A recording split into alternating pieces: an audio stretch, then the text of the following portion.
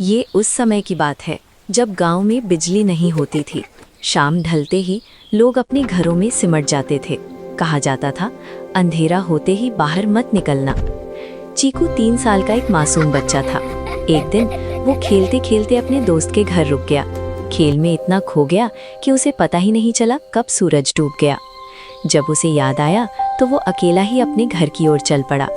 घर पहुंचने से पहले रास्ते में एक घना बांसों का बगीचा पड़ता था। वही जगह जहां गांव वाले कहते थे वहां कुछ भटकता है।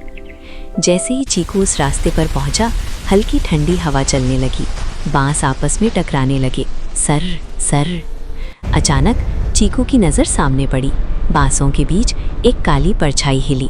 वो परछाई जमीन पर नहीं चल रही थी, वो तैर रही थी। 3 साल के छोटे से चीकू की सांसें तेज हो गईं। उसके नन्हे पैर कांपने लगे।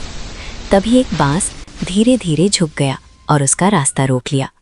अब चीकू डर गया, उसकी आंखों से आंसू बहने लगे। लेकिन तभी उसे याद आया हनुमान जी। डरते डरते रोते हुए उसने जोर से गाना शुरू किया, जय हनुमान ज्ञान गुण सागर। जैसे ही शब्द गूंजे, हवा रुक गई।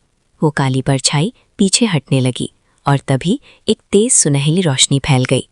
उसी रोशनी में बाल हनुमान प्रकट हुए। उनके चेहरे पर मुस्कान थी और आंखों में अपार शक्ति।